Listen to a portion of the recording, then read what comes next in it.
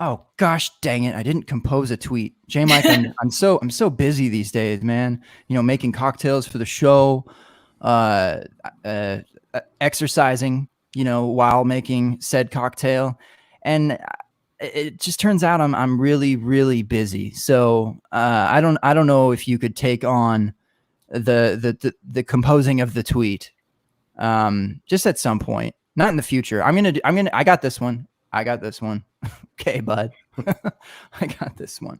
So I'm just gonna sit back, relax, make a tweet for this said show that we're on here live. Usually we pop in here with someone saying something. I almost caught Travis when he was just now explaining that story when he was at a Zaxby's. And he ordered the number 4, but he ordered it jumbo with the spicy. And then he immediately had to go to the restroom. And that's kind of where I was trying to get the rest of the story and get it live, but then he cut it off. So Travis, if you actually want to finish the rest of that story that you're telling us before the show went live. I think you're lying about that first part. But the whole story, we did meet at a Zaxby's. We tried to go to a pretty cool restaurant here in Nashville. Yeah, and like it was crazy packed. And this is pre-COVID, but it was like what, an hour and a half wait or something. I was like, it was something crazy. Yeah. And so we were like, there's a Zaxby's pretty close. Close enough. But yeah, well, you got family in this area, so we just decided to actually hang out. So you're one of the few of my fantasy football friends that I've actually met in person. So that was good hangout. Dang, blessed. It's a good time. Yeah, that's good. No, it was a good time. I'll be back. All right. And the moment I land, I expect you to be at that restaurant. I don't remember what it Southern Cafe or something. Was that what it is? Southern. I will be at the airport. Yeah. With the fancy convertible. And pies. They do pies there, right? Yeah. I'll take you just so we can so we can wait an hour for some food. Yeah. And then you'll just take me back to the airport, because at that point we will have waited in line long enough that the trip will be your trip. Yeah. All right. J Mike, I'm serious. Take over the show right now, dude. I got to compose a tweet. I got to get people in here to come and watch it. What's good? What's good, man? How you doing? Listen, man, I'm thrilled to be here with you the final Tuesday here in February 2021. And we've got a couple of vets. We've got a couple of rookies. We've got more than our fair share of the best J Fields around.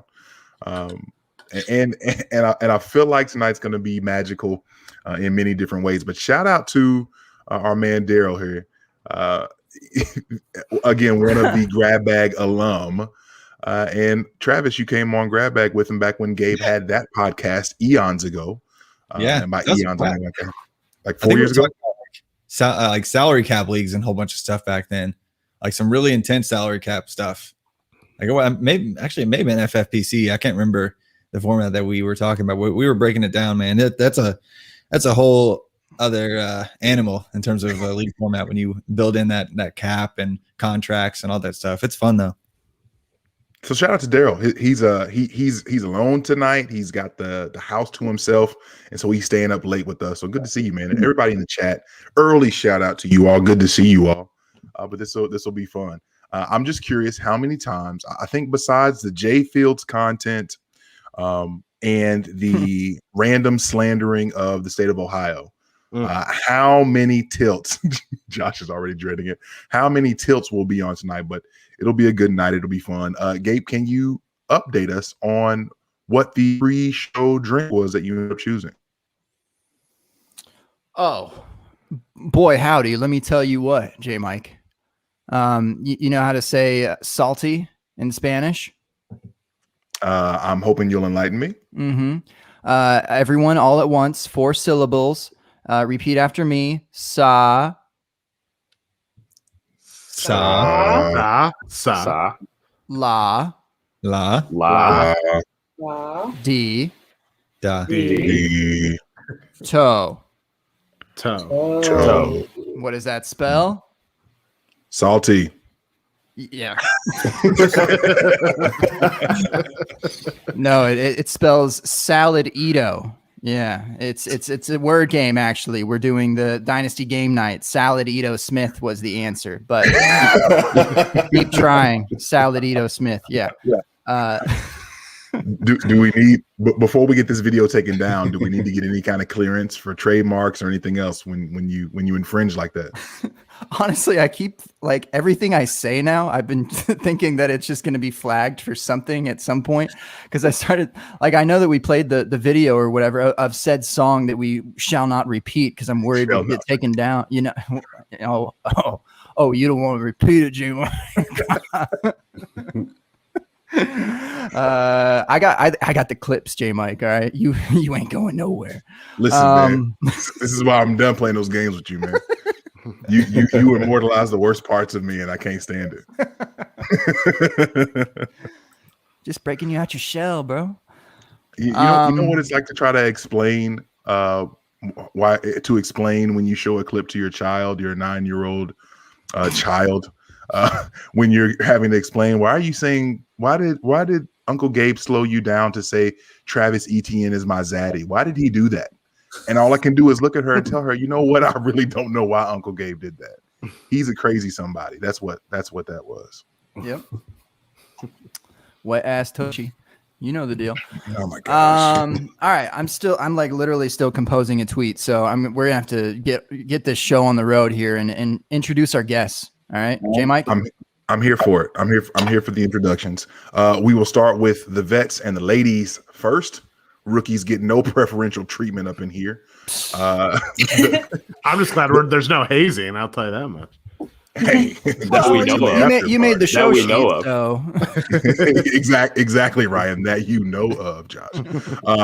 Again, starting here with the homie herself, Mrs. Pimpin' all over the world, the Monday mommy herself, Jay Fields, aka Jennifer. How you been? I have been wonderful. Thank you. Thanks for having me for, I believe this is like 3rd or 4th time. And every time has been kind of nuts. So I'm excited to see what we have going on. Every time you to be fair, the first time YouTube went out, right? And we were just talking into the void. Remember? It was a super weird night. I don't know if you remember. It was maybe 2-3 seasons ago. We ended up talking about kickers for like half of it, which of course I love, but it was a weird show. And then I don't remember. Last time I do remember it was the all ladies night, which was Every time you join us, we end up having a crazy evening. I'm pretty sure that's what every one of your guests say, so I don't know why. I'm pretty sure I'm not alone there. I don't know what the common denominator is. I'm no mathematician. I'm no FF mathematician, Gabe. But hey, no, it's good to see you, Jen. Good to have you back. Absolutely. Continuing with our vet preferential treatment going on right now, Mr. College to Canton himself, Travis May, Nashville's finest. I already got my introduction about Zaxby's. That was my thing. So that's all you need to know about me. I went to Nashville once, and I did wait an hour to eat somewhere. My wife and I went, and you probably know this place, but we were told we had to visit a place called the Pharmacy. Oh yeah, but great burgers. The Pharmacy was absolutely outstanding, but we had to wait for I don't know how long. And even better, Travis, as we're waiting in this little area as you go in, I had just gotten some brand new shoes, and they were fantastic, and I was really excited about them because it was date night with my wife, and life was good. And a lady was coming by with a tray of food, and she spilled ketchup all over my brand new shoes. Not my finest moment. I wasn't thrilled, but hey, it was a good night, and the food was delicious. So we'll take it. Nashville's got some great food, like all over. Like, but you generally have to wait a while for it.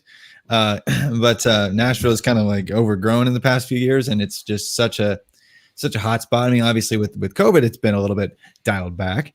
But man, the past 5-10 years or so, Nashville's just blown up. And I worked down on Music Row for 6 years, And man, like the number of bachelor parties and bachelorette parties that came by my window and came by the balcony that we have out there. It's like every 15 minutes over the summer, just like with different versions of the drunken trolleys where like with the bicycles, and like they've got like this speedboat one. They've got this huge limousine. They've got this like hollowed out like van with the like flaps on the windows, and like that, every kind of imaginable drunken trolley of mess of bachelorette party you could even fathom. They have it. Like they've got like a rocket ship one. That one might actually gone out of business. But it's become this ridiculously weird party, eclectic party for 3 months out of every year, like from CMA Fest all the way to Labor Day. But it's fun now. Listen, we can't afford the rocket ship apparently with the 20 but daggone, we can have one that's shaped like a toaster. I'm here for it. Good to see you, Travis. Good to have you back. To our rookies now. No shame in these rookies games. We'll start with Cleveland's finest, with the Ohio's right. defender of all things. That's right. Except for Skyline Chili, apparently. He will defend everything Ohio except for Skyline. Mr. Josh, how you doing, Josh? I'm doing great. Thanks for having me, Jay, Mike, and Gabe. Excited to be here. I'm a virgin on the Open Bar Cast, Open Bar Pod, so please be gentle.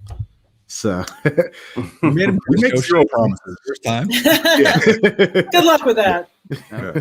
Yeah. Right in that show sheet. That's right. I know. I have nothing. So Unbelievable. my show sheet says nothing on it. So just for fun conversation. And again, thanks for having me. Excited to talk. I will defend Ohio and the Cleveland Browns and the Ohio State Buckeyes as best I can tonight against all the haters that I see might be in this group. So, but I will not defend Skyline Chili. That stuff is garbage, spaghetti, nonsense.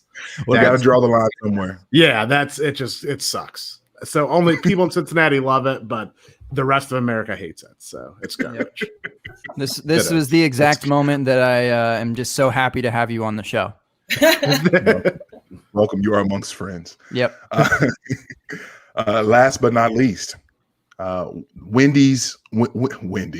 Someone's hungry. The Windy City's finest, Mr. Ryan Williams. Ryan, how you feeling, man?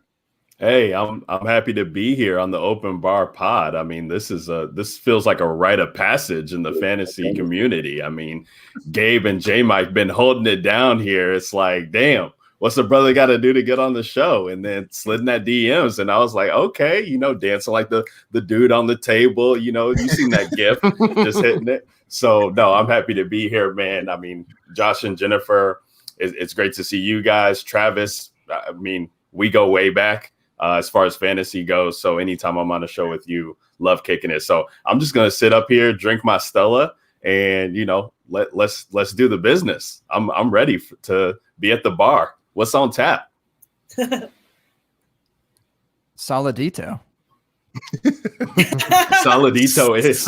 Saladitos. Saladito. I love a good Stella. Love a good Stella. I feel like that's the only domestic beer that like looks cool in a glass. Like, you never go out and, I mean, I guess they pour like the Budweisers. I've seen them in like Pilsner glasses before, but Stella's got that like, what the what goblet. Is the goblet? Yeah. That's what I'm calling it. That's what I'm calling it. With beer. That's like, $6-7 for a 6-pack. I mean, it's good. I mean, domestic. I think I got some. No, I don't. I got Peronis. Peroni's kind of like a cousin to the Stellas. Yeah. I got Peronis in the fridge. Peronis are nice. Peronis are nice. Nice. Long lost cousin of the Stella.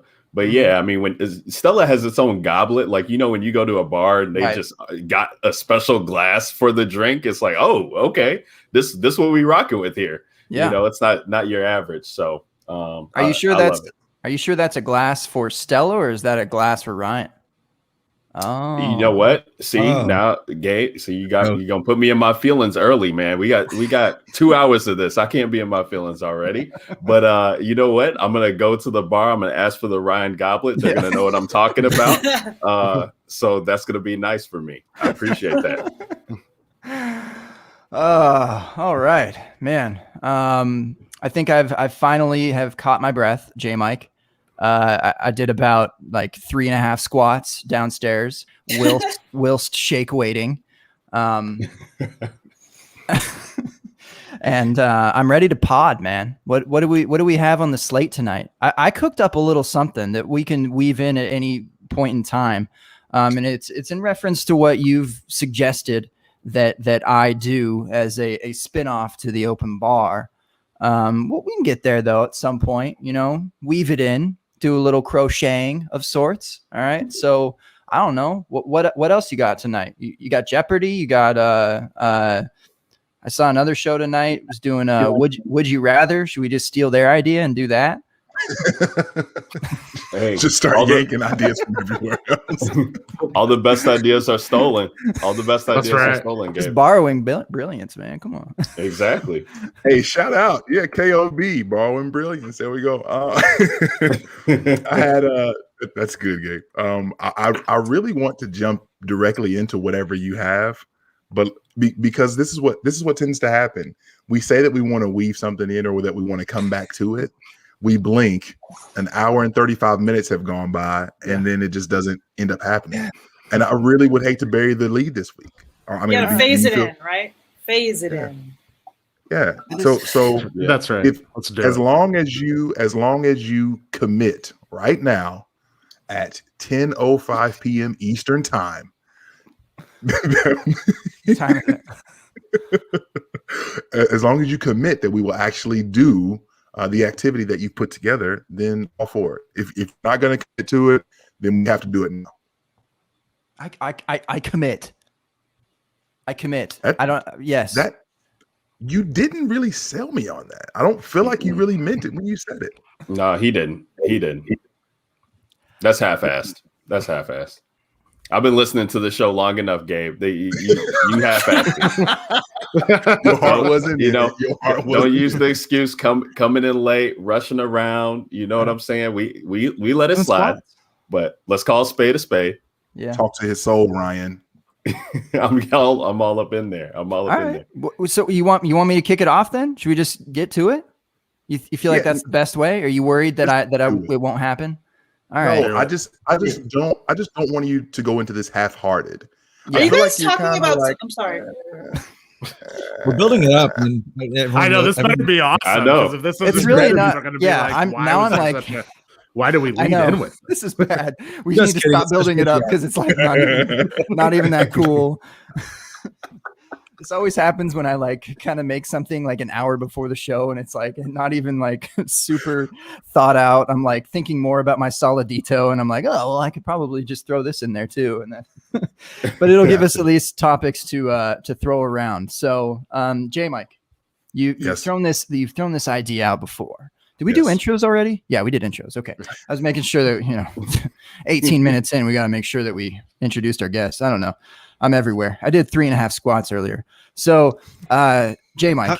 Hold on. How did you get out of the half squat? Like, where did you? I fell. I fell. Sounds like you weren't committed to that fourth squat is what it sounds like. Yeah, right.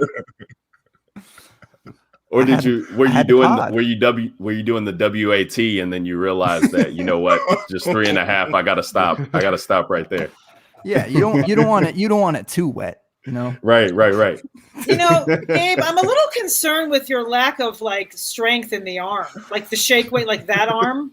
Like, I'm good at that. I'm good at shaking. I really am. But the moment that I bring in the squat into it, that I weave in the squat, is when I get in trouble, because then you have to start like synchronizing, with your thighs and quads and whatever muscles you use for a squat. It's basically the tummy and the head tap. Yeah, exactly. Yeah, it's exactly that. So,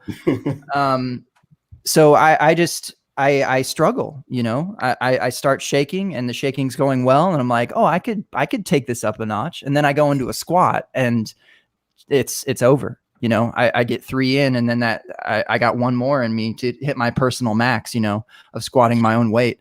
And I just collapse. And I continue to shake my cocktail on the floor. That's all. Yeah. So, what are we doing? All right. This is the game. Well, it's not a game. It's just J Mike brought this up once. He thinks it'd be a fun little spin-off to the show. He wants it to be its own like podcast. Maybe, who knows? I don't know what the future has to hold, man. Come on. Who cares? It's called Receipts. It's called Receipts, J. Yes, J Mike. All right. J Mike. So I was kind of inspired by a good friend of the show and giver of SFB invites, Scott Fish. I think we do hold the world record for most invites given on a live show on Tuesday at 9:30 Eastern ish. Talk about it indeed. Anyway, he threw out a tweet the other day. Said he like posted his first tweet. I was like, how did you find that? How'd you find your first tweet? And then it kind of, my gearings, okay, they started cranking. I said, hey, J Mike said that receipts thing. Maybe we could play with this a little bit. And we got some guests coming on. I'm like, I wonder what they've said in the past. Oh, good. Yeah. Oh boy. God. I love where your head's at. I'm a little bit frightened. You got some bad ones. I don't. See, Wow. this is a crazy. horrible time to introduce this segment or what have you, because I started off on a football trend, and then I ended up somewhere else, and I wish that it was all somewhere else. That would be far more entertaining, especially for this show that's like not about football. So we'll get to the non-football eventually, but we got some takes that we need to address here on the receipts. All right, I already see Josh kind of itching his nose and Sweating. he's sweating. I'm Our nervous. boy's sweating. We'll put hit a lot him of- first. Oh, Then my we'll hit him first. Then A what lot did of he stuff. say? What did he say? Oh, this is actually a really good one. This is where I was like, okay, this is going to go well. So, and I think this was on Fantasy Pros. And it's, shared your link out to Fantasy Pros, Josh. And it was, the question was, who is your wide receiver one in this class? And what was the, Oh no. feel I know. free to share. Sure. Who is your wide? What is this? What is this? The 2019 wide receiver class? Is that right? Yes, 2019. Okay. 2019 wide receiver class. Who was your wide receiver one that year, Josh? It was Hakeem Butler. I thought he was a tight end now. He is now. Yes. Yes. We need he is the now. sound effects so bad. That boom, boom, boom. Yeah. That's been my worst take ever in life. It's not good. Hey, you know what though, Josh? Like, you weren't the only one that said that. Right, too. right. I So know. I love that. You could be in that boat with a whole bunch of other people. I bought into the hype. I'll tell you what. Wow. However, he did say Hakeem Butler no matter what. Like it wasn't even like he was in tier one. It wasn't even Was it like hashtag? Was Yep, it hashtag? it was hashtag. Oh, Oh, man. we Oh. could find the hashtag. Signed, sealed, delivered. That receipt. You I know mean, what though? I'm do- gonna do- stop talking before something real Do I dark get comes out on do me. I get got a hot credit take, for bro. not deleting that after he? You do crashed and actually. burned? That's Okay. so. That's What I good. can appreciate about That's you good. is holding that up there. And other people in this article had, AJ Brown. He's kind of good. DK Metcalf. He's been also okay. Here's one that kind of is on the same level as you, I guess, is N'Keal Harry. But I don't know, man. That's tough. Hakeem Butler. What do we have an outlook for him? Will tight ends work? What do we think? Because that we're thinking about that, right? Well, he's tight end for the Eagles now, like Yeah. on the tight end 7 or 8 for the Eagles. So yeah. I remember his first target as a tight end for the Eagles. Do you remember that play? Just from this year? Like it was bad. Yeah. It was like a goal line fade, which was Yes. not great anyway. He had like a foot and a half, maybe 7 feet height on this DB. And he just did not even jump after the ball and like try to catch it like in his body, like jumping. It was like, oh my gosh, you just put a stamp on like the joke of a career that you were supposed to have. Oh my gosh, this is bad. I even thought like, oh yeah, he could be a great tight end. It'd be like pull a Darren Waller or something. And no. And no. I think somebody was I feel like because randomly I when you scroll through Twitter, you see things and you're like, huh, this might be fascinating. I don't remember who it was or what article it was. I just remember seeing Hakeem Butler's picture, and somebody I think was comparing him to, hey, he could have a breakout like Darren Waller, like Darren Waller had. Well, possible, right? There's a 9-0 chance that could happen. But I just remember thinking like, man, I haven't seen Hakeem Butler on the timeline in a minute, and this is interesting. But like I feel like Ryan said, Josh, you weren't the only one, and people liked Hakeem Butler. They liked a lot of the things that he could do. And everybody has the L every now and again. It's all good, man. We do. I do want to stay in Philadelphia for a second, and I think that this will be fun, Gabe. We will. I think weaving these in every so often is going to be awesome. This is wow. Please do someone else's receipt. I don't want that to be the. I don't want That'll my, be the one. I don't want my And Hakeem we Butler ran out no of matter time. what. Thank to be you the for joining owner. us. Yeah. Deuces. This would not be ending on a high note for me. Yeah, Josh was like, "Wait, is there hazing now?" Like, I think I That just show been sheet, partner. it's probably. I think yeah. I just been hazed officially. Josh hazing. Check.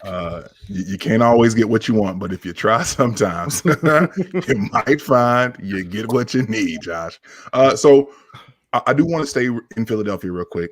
I've had the hardest time in my dynasty leagues trying to move one Miles Sanders. So Miles Sanders, and shout out to the good folks over at DLF for 2021 ADP, or excuse me, February 2021 ADP for running backs. Anybody have a guess as to what running back Miles Sanders is currently in dynasty? Any guesses? Without cheating. I was Like about 9. to look. Yeah, RB 8. He's that high? No, Just I that- say like 14, 15. I was thinking 20. Okay, and keep in mind this does not include like upcoming prospects. Oh, not including prospects. Yeah, Okay. not including prospects upcoming. Yeah, I'll say 15. I'll say 15. Okay, Travis, did you have a guess? Yeah, I thought it was 9, but I don't know. Okay. In February ADP, Miles Sanders. I lied. This is including prospects. I apologize. I did not see this because the name right after is like, he doesn't have a team yet. That's a prospect. Miles Sanders is RB 15. So good on you all. Good on you all there. You pretty much nailed it. And the first prospect is Najee Harris, who's at RB 16, right behind him. So right in front of Miles Sanders, I'll give you 2 in front, 2 behind. 2 in front, Antonio Gibson and Clyde Edwards-Helaire.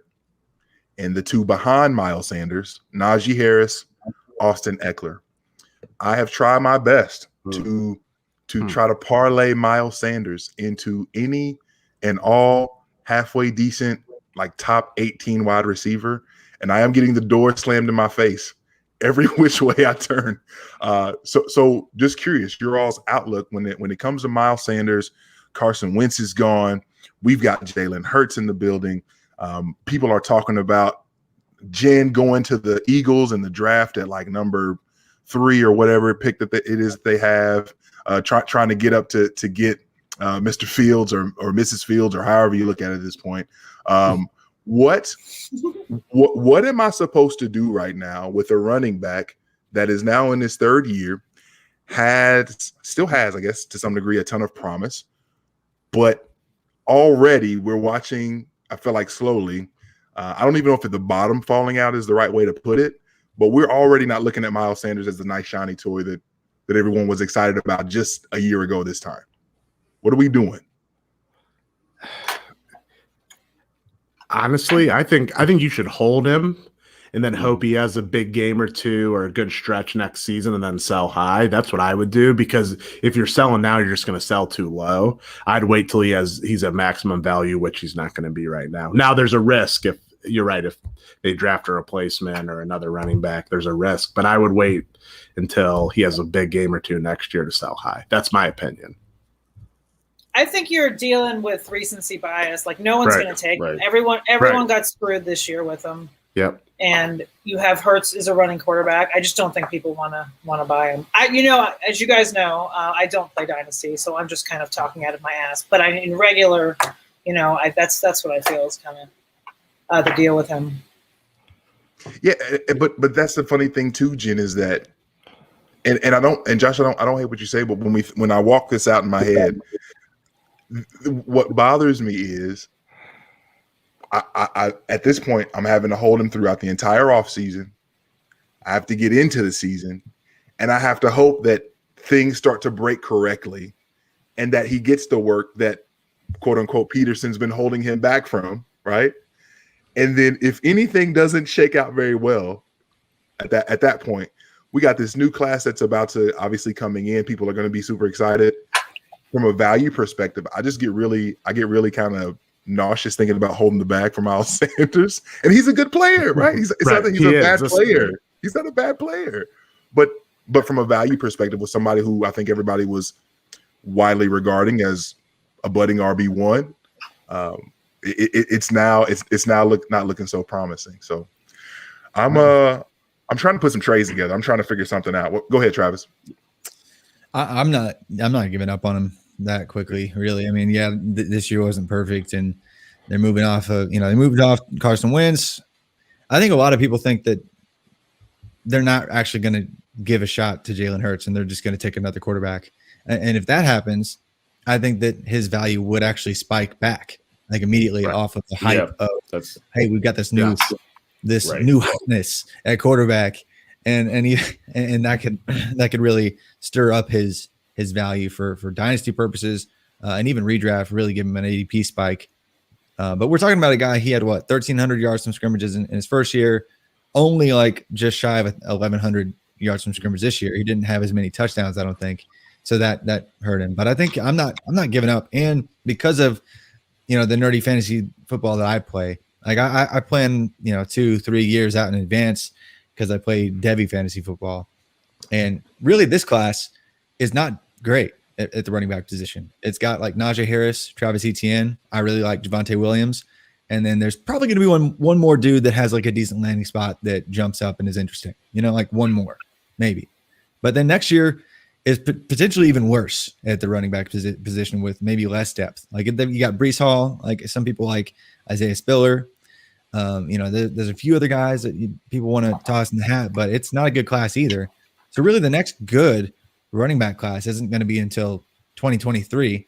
And you got like Bijan Robinson and Tank Bigsby and Jahmyr Gibbs and a few other guys that people are already pumped about for that draft, which only super nerds, I guess, are probably pumped about that. But I am. So I'm like thinking, man, people are, again, still, even after this year, even if it's not perfect, they're going to look around the room and go, well, yeah, Miles Sanders is actually still good. And so I think you're going to have a sell high window at some point this year, and you can move off him, and that's fine. But I'm actually probably going to hold on and be like, hey, he's going to be an upper tier running back 2, back in running back 1, and still believe in him. Tyler, yeah. Question. It's crazy, man. I mean, people just don't really like the guy, and I'm not a real big Miles Sanders truther myself, but Travis kind of stole the words from me there when I was like, if they end up doing something at the quarterback position, it's a new regime. Like people will probably cling to him then. But like I'm doing best ball stuff right now, and he's running back like 16, I think, in some best ball stuff that I was seeing. Like people, and that's including the prospects too, but people just don't want to believe in him. And like, how many times last year did we have to listen to, I play DFS every week, and people are like, oh, you can't play Jalen Hurts and Miles Sanders together. They're going to, they cannibalize each other. But he was hitting his stride there with Hurts towards the end of the season. So it could be interesting. We just don't know what the situation there is in Philly. But like who are they running out there like with the weapons that Hurts has? So if Miles Sanders is the guy there, like I think you can expect him to get run. He's a 23-year-old running back, like in Dynasty. That's pretty nice. Yeah, he's only 3 years away from being dead. So right. Yeah, Oh, he the may end is have incidentally hit his peak in value this last year, but then didn't perform and will drop down, and then of course probably hit it this year. right. Just because of the volume. He hasn't really dropped much in value though. He went from RB13 to RB15 from this time last year, so it's like still a lot of respect for him. So it's kind of surprising, J Mike, that no one does in that league that you're trying to. Well, that's the thing. I've got him in multiple places, and I put him out there for various players, and nobody's about it right now. And I'm not, and that's what was prompting me, because I'm still thinking about him as being like, hey, like he's a fringe RB1 type guy. Like people will be excited to have Miles Sanders, good player. So let me just ask you all one of my new second favorite game, because Receipts has become my first favorite game. My second favorite game, one word answers. One word answers. One word answers. Okay. The rules are simple. Let your answer be one word. Somehow, some way, ish. Yeah. So someone always has more to say, and it's okay. This is the place for that. One word answers. Again, I'm sticking with ADP here. I'm just looking over here at the wide receiver position. Just tell me who you'd rather have, Miles Sanders or T. Higgins. We'll start with you, Gabe. I kind of want Higgins. That was more than one word, dude. Exactly. Thank you, Higgins. Higgins. Travis. Give me Higgins. Sanders. Okay. Ryan. TH. Okay. Jen. I'm going more than one word because I think it depends on where you are in the draft. But I will. I'll go Higgins. I did not expect that. Oh, I did not expect this. Okay. So Travis, I think we found Travis's cut line. Go ahead, Travis. What if Jamar Chase gets drafted by the Bengals? Talk about it. Does that change your answer? Anybody? Oh, absolutely. Yes. I'd take Sanders then. I just don't see that happening because they need a tackle like, someone in the desert needs water down there in Cincinnati. So they are going with Perry Sewell. Yeah. I mean, but what's the situation there with the rest of the wide receiver group? Because you got Green gone, and what's the deal with Boyd? I mean, if he's just riding with Higgins and if Burrow's riding with Higgins and Chase, I love them both because we saw that he could be capable to keep multiple guys relevant in that offense. So I love the potential that the Bengals have there in Cincinnati. I'll give some love to the state of Ohio, Josh. It can't be all slander. So no, I do like both of those guys upside there, even if Chase was there. But if they don't draft a wide receiver, then Higgins is in line for double or triple digit targets. I feel like. Well, Ryan, first of all, thank you for the love for Ohio, but Cincinnati is barely in Ohio, so before we give some respect, I'm just kidding. Can't win for losing. Losing. I really do, and Tyler and the Gunther in the comments made it great. What are we disrespecting Tyler Boyd, where he's just an afterthought right now? I believe he's still got a couple years left on his contract, if I'm not mistaken, and I think. And Tyler Boyd, I don't. Why would they take a receiver when they have so many other needs to fill? That would be a waste. That would be a waste. I understand, but that seems like a waste of Detroit Lions 2000s pick right there. So, well, just so you know, both guys, Higgins and Boyd, at least right now in best ball, they're going like similar. Like I'm in one right now where they both went in the same round. So I mean, people aren't necessarily disrespecting Boyd. Right. He's going. Both guys went in the fifth in this current. I'm in one best ball. I finally dipped my toe in, and they. Well, I need a break, man. It's so hard. Like, I know people are so all of a sudden it's like the Super Bowl, and then everyone's full dynasty, and it's like, back in the day I could do that, but now that this is my actual job on an everyday basis, it is my full-time career. I can't. I need a break. Like, I need a couple weeks to a month to just decompress from the season. But since I just found out that I have to write 6 best ball articles in the coming weeks, I decided to actually do one. So we're in the 6th right now. We just kind of kicked off. But yeah, both those guys went in the same round. So, I mean, drafters are not disrespecting Boyd. That's good. I've got one more name. Gabe, this is This will hit home for us. At wide receiver 15, again, Miles Sanders or Mike Evans. I will start with you, Jen. Evans if Godwin leaves, maybe Sanders if not. I don't know. That's my quick. We'll allow it. All 15 of those words. Ryan. I'm not a one-word gal. I probably would go Sanders. Okay. Travis. Evans. Ooh, he flipped it. Okay. Josh. I'm gonna flip it and go Sanders. My mind's in a pretzel at this point. I love it. Gabe. You already know. What does Mike Evans have to do? Can we put it on a shirt already? Jeez. We do. We really do. I lied. I said that was the last one. And shout out to everybody in the chat. I have a segue for that. We'll circle back. To the chat? No. The what? No, to Mike Evans. Excuse me, baking soda. So shout out to the chat because y'all had to ask what is going on with the Cincinnati wide receivers, and this was pretty hilarious. Not all the comments were hilarious, but shout out to you, Gunth. Of course, yes, we talked about Boyd being disrespected. He could see them as going with Pitts being a target for Cincinnati at 5. That would be really super bold. But hey, he's really good at football, right? Tyler Boyd is the new Jarvis Landry. What up, Derek? D-bro. This is the one that tickled my fancy here. They still have John Ross.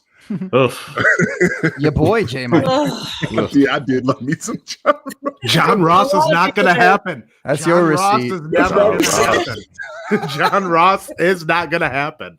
I've been shouting this from the rooftops. It's not going to happen. Give it up, people. Give it up. I wanted it to be a thing so bad when he was coming out. Listen, man, I just want to let everyone know I've come a long way. Okay, I've come a long way. I've learned a lot. I've grown. But yeah, I was all about John Ross. We need those receipts. We need those John Ross receipts. Yeah, sure. Can we do receipts for somebody else, please? I'll find it here shortly because it's like my receipts consist of the people that I fall hard in love with. Like I finally. It was lesser known guys who I was just not lesser known. That's not even the right way to put it. Just lesser profile to some degree, and I've finally turned the corner. I think because I was excited about Sammy Watkins. I just remember being enamored with what he did at Clemson. I was like, oh, he's like, yes, bring me all the Sammy Watkins. And then I was excited about John Ross. He wasn't like my top guy or anything, but I was just excited for his prospects. Rojo at USC, I was super excited about. So I'm pretty sure I have a tweet somewhere on the interwebs. I'll find it here soon that has all 3 of their names. Of like, hey, like it's like week 1 of whatever season, like 2019. All my guys are balling right now. Like, let's go. And then it was like downhill for the rest of the year for all 3 of them. So you had your week. Yeah, I had my week. Are you trying to get out of your receipt segment here? I think you're like trying to. I think he is. Yeah. Yes, we all know that you were myself. We all know you were happy when Sammy scored like 90% of his points in week 1 of 2019. I was. I will fully own it. I own that 100%. But yes, so that's. I was just curious about Miles Sanders, and maybe we can just keep weaving these things in, these random musings from these teams. Gabe, you're a genius. Gosh, you're not just a pretty face. You're not just bars. You, my friend. My goodness. Crochet master. FF Crochet. FF Crochet. You know that's going on the sheet. Come on. Oh, man. All right, Gabe. Right, the next receipt. Let's weave it back. All right. We were talking about one of the, I don't know. Is it possible to be inducted into the Hall of Fame while you were still a wide receiver in the NFL? Is that possible? No, pretty sure it's not. No, not possible. Okay. If we were going to put someone into the Hall of Fame that's active in the NFL today as a wide receiver, it's probably going to have to be Mike Evans. Now, Jen, Oh God. Yeah. Oh my goodness. What did I say? I believe Mike Evans has had enough 1,000-yard seasons that I can't fit it on a human hand. And you said in an article for which is side Oh, note. you're going like content receipts, not just tweets. Oh yeah, Okay. mine was the fantasy Well, pros. It's content. I know. Well, that's the problem with y'all's tweets, especially yours, Jen. You would you had so many that were just like commenting on people, and you're just being like friendly and kind and like great and to people and just having conversation and whatever. And I was like, this isn't good for the show. I can't dig on you with this. And so I eventually had to resort to an article. But side note is was fun for me to do this is being able to see y'all's content that I may have or just skimmed over or just got to revisit it or whatever is cool. Cause y'all, receipts aside, put out good content. And this is all for fun. So Jen, 4 for 4 article. You had a line in there that made me giggle, and you're talking about basically busts in the early rounds of your redraft leagues for running backs and wide receivers. And in your wide receiver section, you say Maury Povich said you are not a WR1. That had me cracking up. But on your list as a potential bust this year. And you really only had one. I thought we were going to have like a list of players that we could avoid. You just singled out 100% Mike Evans. What does he have to do, Jen? Okay, well, let me back up here. So that specific article, right? I think this is my third season writing that article. Yeah, back up that truck. So that specific article is only first and second rounders. So like if you wanted to go full on bust, we could go. So Mike Evans was the only one that I saw. And listen, if you read the article, there's a lot of criteria in there, right? O-line, quarterback, all that stuff. So I'm going to say, as far as receipts go, the entire Bucs offense, for me, I was completely out this season, 100%. Yes, they won the Super Bowl, I'm aware, right? But this offseason, I did not buy Tom Brady. I just didn't buy the whole thing. I really didn't. And that is my 100% biggest miss of the season, because I think Tom Brady ended up like QB8 in fantasy points, and I drafted him nowhere, like 0 best ball out of like 50. I mean, I just didn't buy into it. So yeah, I just that's really it. I just, you know what, and also I have to say, I live in Denver, right? I watched Peyton Manning like decompose, like game after game in that final season, and I just didn't buy into 42, however old Brady is. I just didn't buy it, and so unfortunately, I put Mike Evans into that category. I thought Godwin was going to have a better season of the two. So that was why I put him in as a bust. I wasn't saying like, don't draft him at all, he sucks. I just didn't think his ADP was worth it last season. And I was incorrect. And I'm sorry to offend you there, Gabe, on your what does Mike Evans have to do?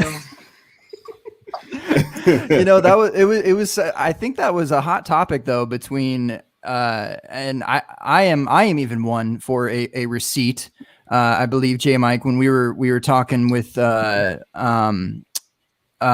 Pete, having like way too many whiskeys that night, and speaking on these wide receivers have to kind of go one of two ways if you decide that they're not both going to be top 24 wide receivers, and you just kind of have to pick one and slide the other one down. I guess was kind of my logic on that going into drafts or ADP or whatever. And for me, I don't even remember which side I said actually, but if I did now, I guess even going forward, it would still be difficult because I think Mike Evans and Godwin are so like lockstep, and DK Metcalf and Tyler Lockett were also on this discussion topic just because it could go one of which either way. But then they both ended up being top 12 in Seattle, and then.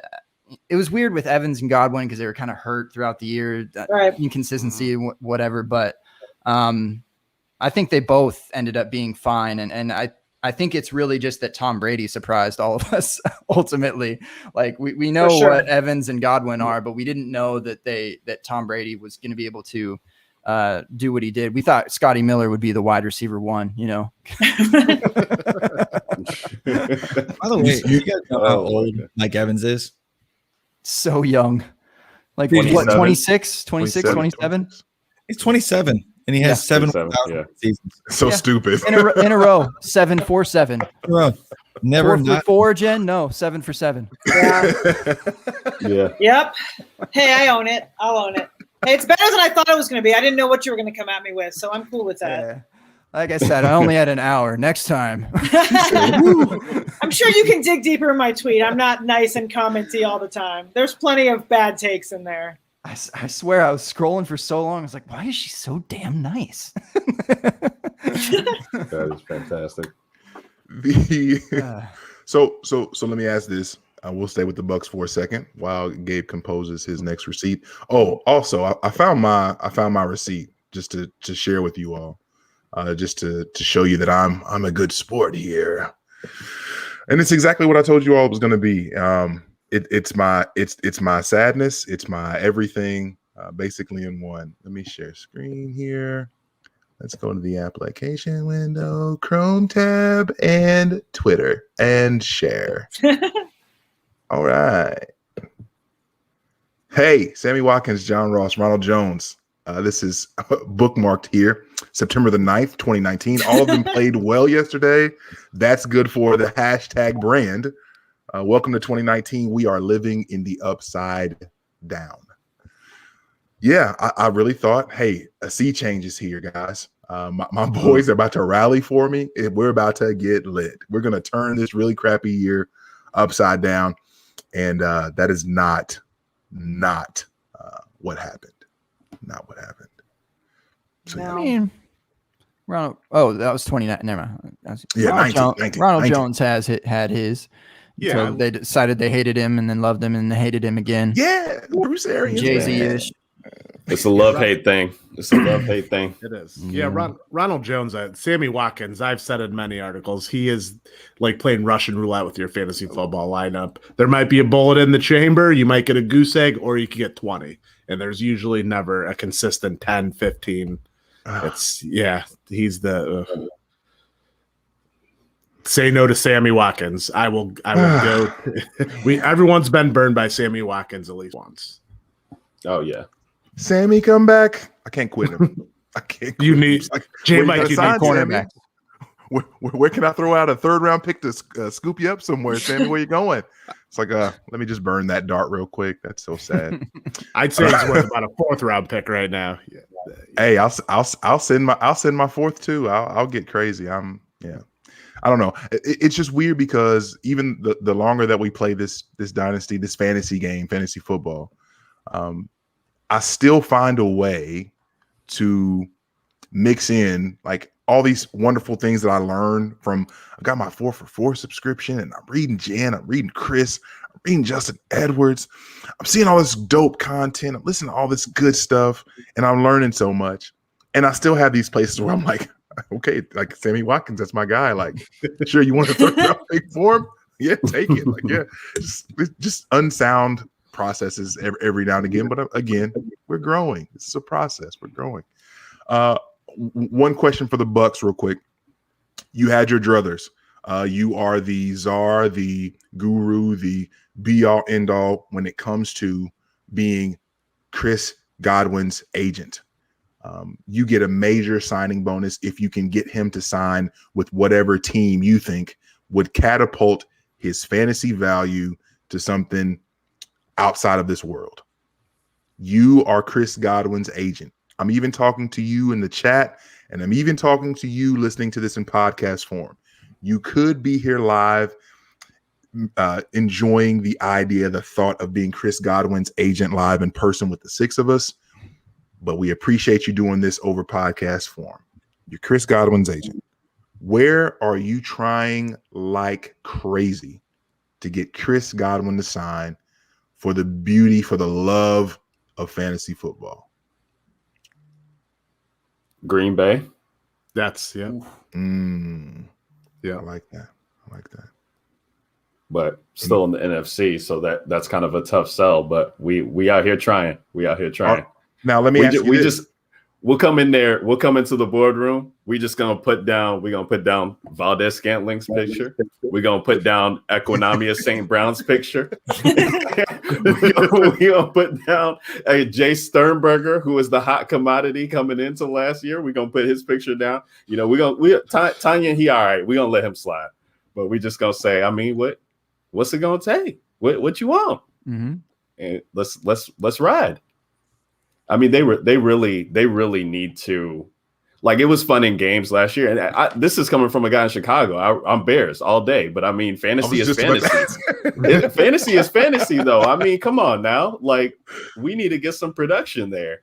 You know, I love it for my Devontae Adams teams. You know, we're going to ride with that target share all day. But I mean, real talk, though, it was crazy to see them kind of, you know, go just fold like a wet paper towel against Tampa Bay when everybody was riding Green Bay's coattails, just like, oh yeah, they're going to do it. And they're just not explosive enough. And now you're talking about Aaron Jones is hitting free agency. Maybe they bring Jamal Williams back. Maybe not. They're going to ride AJ Dillon, and we don't even know. We don't even know what they are really going to look like because of their draft plans that they showed us last year. If they do anything of the sort like that again this year, it's going to be ugly. So Kyle Trask in the first round. Double down. Oh man, you know what? The people gonna be pissed when they come up in that second round, though, and maybe take a running back too, because they've, you know, if they lose two guys, nothing showed us that they want to have, you know, an RB1 get all the touches. So what they just drafted AJ Dillon early, and they could draft another guy too, and just be like, okay, this is our double-headed backfield now. And that's going to be depressing for people who are Jen. You're in best balls. You're seeing AJ Dillon go in 5th round, 6th round. Yeah, he went in the 5th. He's in the he went at 5-6 in this one that I'm in right now. Pass. Oof. And this guy, whoever he is, his other running back is Mixon in the 3rd. So good luck with that. That's sorry, I don't like Mixon. No, I have Mixon trapped on several dynasty teams, and yeah, he is. Yeah. And I will say, as far as receipts go, J. Mike and Gabe will remember when we were on the all ladies version. Remember we did the camel toe of the season. Remember my camel toe was Joe Mixon. People want to make it sexy, but it's not in the 1st round. Remember that? So that's a good receipt right there. Oh, I just recently successfully suppressed that memory, so thank you for digging that one back. That was a great draft. Your camel toe of the season. Come on, it was something. Easily, and it was all organic. Oh my god! It probably does go on the podium. You're probably right. It was a podium. Jen and I basically speak in camel emojis on Twitter still. Like that's it. We just throw one in. Yep. Lord. Okay. That's great. Any other spots? I think when you said Green Bay, Ryan, you basically shut it down. I think everybody was feeling good about it. Come on, Travis, talk to me. You Green Bay too, or the wheels are turning for Travis. I saw him. He's like, well, in 2025, when when Frank Gore's grandchild joins him and Frank Gore's son. And they play and Frank Gore, because he'll still Frank Gore, yeah. Frank Gore, he'll finally move to coaching when his great grandchild joins the Green Bay Packers or something. I don't know. Anyway, I think I was going to say the Packers. That was going to be my favorite spot for sure. But I'm just trying to think, like, what happens if this quarterback lands here, this quarterback lands here, right? Because the whole quarterback landscape. I feel like a third of the league doesn't have their current 2020 starter signed right now. There's a bunch up in the air, so that could change everything. But if I can attach anyone to Trevor Lawrence, I'm going to do that.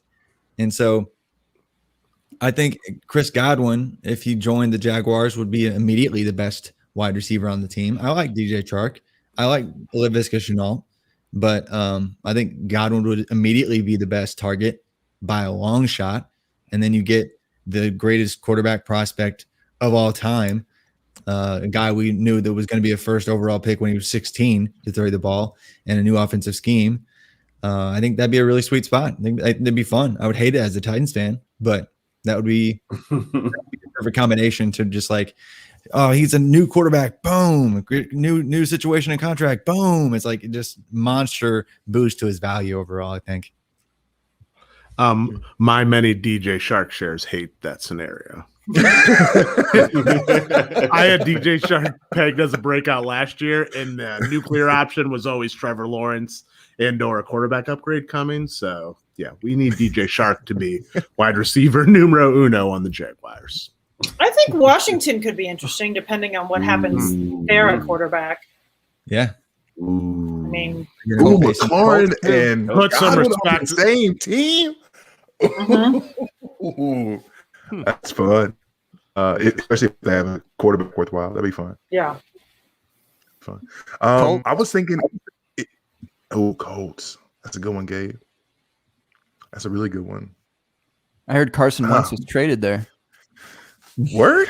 That happened? No. For real? I don't think he's keeping his number though.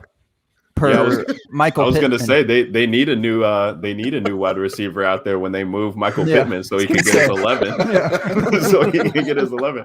I was like, man, come on, Michael.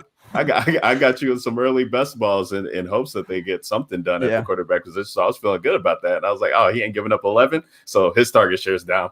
All right. Move on from him. And Tom Brady comes in and Godwin's like, yeah, Tom. Godwin's gonna come in and speak to Mike and be like, bro, just clear his throat, bro. We finna send you to Canada, bro. You about to go to the CFL if you don't act right. Okay, I would love to see in some crazy world. I think it'll be a lot of fun to see somehow, some way, Chris Godwin get paired with Deshaun Watson. So if the Dolphins traded for Deshaun Watson and somehow, some way, still had the cap, that would be a lot of fun to see. Watson to Godwin, however I can get that, that'd be a lot of fun. DG, Cincy, hey, Boyd, Godwin, Higgins, and Chase. And Kyle Pitts, and everybody. and Diamy Brown in the second or third. Yeah.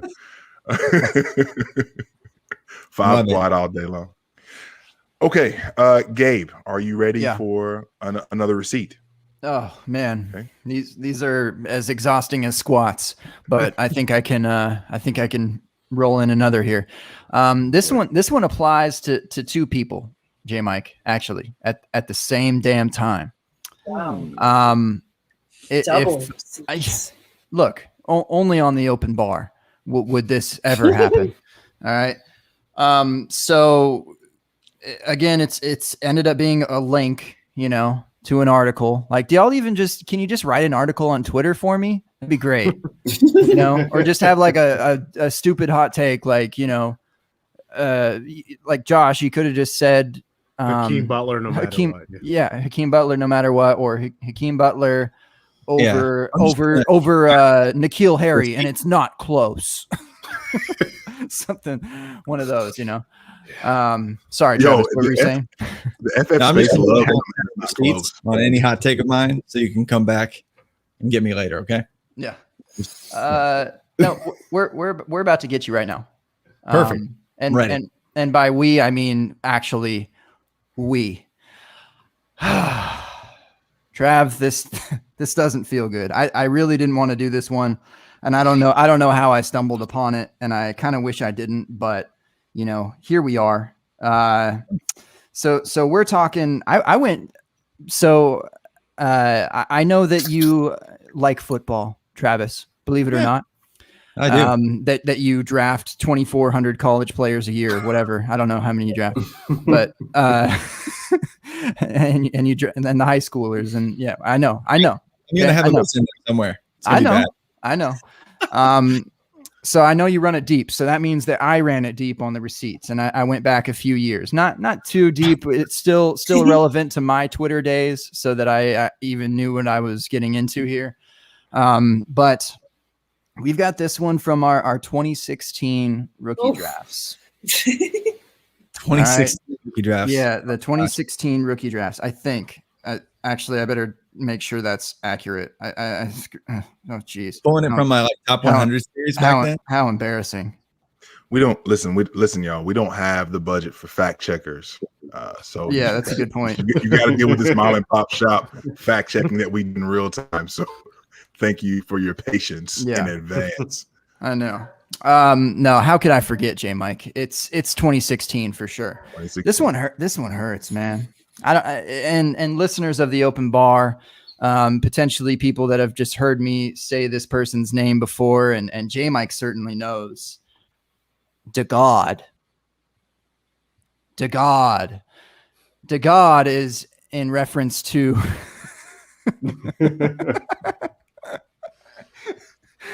this is why y'all got to be here live Tuesdays 9:30 Eastern ish to see J Mike walk out of the room whenever I say something preposterous.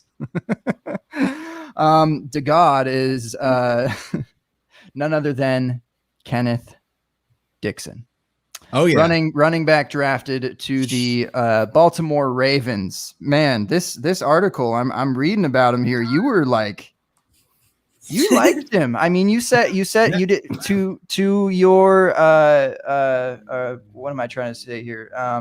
For what it's worth, whatever. You said it was a kind of a relatively weak class, but I mean, you were very, yeah. And trust, I was right there with you, Trav. I still am. I still throw in a KD to God every once in a while and say, do we have an emergence of Kenneth Dixon here on the Jets? Do we have it? So I don't know. What did I say about him? Should we read the article from TFA? No. I think I probably had him like pre-draft, especially. I probably had him like running back 3 or something in that class. Yeah, I had him way up there because I mean, like the year before that was the 2015 season, which we had, a handful of guys that just went off, and it was a really good class. And then the next year, you basically just had Zeke, Derrick Henry, and then absolute garbage. And then everybody was just trying to scramble, like find anything that looked remotely interesting, and it just was not happening. So, yeah, 2016. I mean, that's way back there. Your words. The Baltimore Ravens landed a steal. With the 134th overall pick. A steal. I was with you. That one like hurts. Probably the worst in my dynasty career. That was probably the Fantasy Authority article. It is. Yeah, it is. He's a feature back. He's a shout out. the critics neglect that his O-line was atrocious. True. He played for the Raging Cajuns. So I don't know. But I mean J.K. Dobbins could do it. Trav. Okay. You got me there. With no Marshall yonder. So, Gabe, let me just ask you, because we're here. And I know that was really tough for you to have to. I didn't want to talk about it. Yeah, because and I feel like each week, I don't know what 2021's done to you, but I feel like each week you find a new level to connect.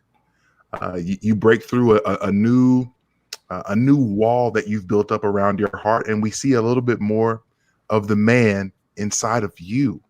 And I'm just really proud of you for pulling a receipt that doesn't speak so highly of a player that you have literally up until last season still hold out hope for.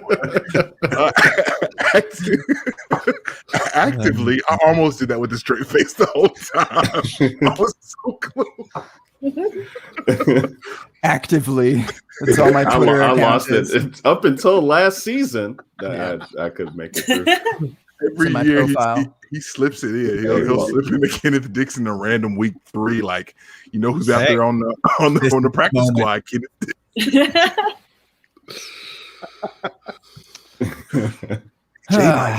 that guy though. Last week. We all have like that guy that we just want to root for, and we see him, 100%. 3 years after he's been relevant. It's all like, oh, he's elevated to the active roster this week. Yeah, right. That's a fact. That's an absolute fact. I think that's honestly, J Mike, though, the biggest thing that I learned from that is one, alluding to what Travis was saying about the year before, and that it was bleeding into that next year that kind of running backs were hot, and that was the thing to grab in the first round. Didn't matter that Kenneth Dixon was he fifth round pick? Yeah. So it didn't matter that he was day 3, just that running backs are the thing, and that we like the dude. But the class was awful. And you really, really have to pay attention to a combination of trends in fantasy football and also within the NFL, but also just like the biggest predictor. Unfortunately, we hate to say it as fantasy football players because we think that they're smarter than all of the GMs out there, but paying attention to where these players are drafted, because draft capital is literally the most important thing to predict where and how far these players will go. So KD, I respect you. I appreciate you allowing me to learn, and fight my inner demons. Let them come out, KD. Let them come out. I think everybody has someone like that, right? Oh, I yeah. mean, mine's like Elijah McGuire. Like I'm always like Elijah McGuire. He's gonna get promoted. Yeah. He's my guy. Yeah, And then the I same like thing. him too. Yeah. I like him too. He's like I really, yeah. Yeah, Right. I have 2, and they play the same position. Ricky Seals-Jones and Austin Safarian-Jenkins. That's who I thought. I loved Oh, ASJ. yeah, He was that's that guy, man. That's who I thought my receipts. too. 'Cause I was hyping those guys up Me big too. time up until the 2018 season. So I was figuring my receipts were going that direction. That was like a we weird need- time, Like it's like we had that 2014 ridiculous wide receiver class that was just the GOAT. included Sammy Watkins. I feel that. Keep going. Keep Including going. boy Sammy Watkins that everybody was hyping hard. I mean, he was like 1.01 for some people. He was up there like top rookie, whatever. And then the very next year, you had like Todd Gurley, Melvin Gordon, David Johnson, Duke Johnson, T.J. Yeldon, Tevin Coleman, all guys like that had hype windows quickly.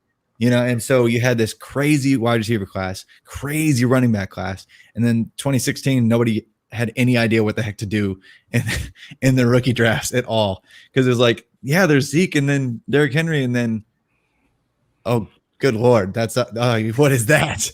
And so yeah, everyone was trying to find Good Lord, what is that? yeah. And that's and that's so funny because that's prior to. I didn't get into Dynasty until the Christian McCaffrey rookie season. Like that was my first year. But I do remember just playing fantasy football, just being enamored with like, man, look at all these guys that came in 2014, whoa, like I think this Dynasty thing, I think I need to get into this because I'm seeing all these rookies are blowing up. Like I can do this. I think that was a lot of people. Dynasty has exploded since then because like, oh, rookies do matter, crap. And so, yeah. All of us Madden franchise babies. Wow. I think we finally came of age, came to Rooster, and found a home in Dynasty. Yeah, I love seeing everybody throw out their guys here. Between Corey Clement, David Cobb, somebody DG trying to quit McKinnon. That's Sure. Yeah, I'm with you, bro. I'm still. I haven't let that go. You still got a shot. He's with Shanahan. Come on. That's good. So Gabe, before we let this spin out of control, did you have any other receipts that you wanted to get to? Because I feel like we've got time for we've got a Jay Fields love session. Okay. And then any other receipts, and then we can get ready to pack it up responsibly this evening. Shoot. I do have one more receipt. And this is where I was like, why am I doing all this football? We're not even a football show. We have fun times on the open bar. We do 3.5 squats on air. So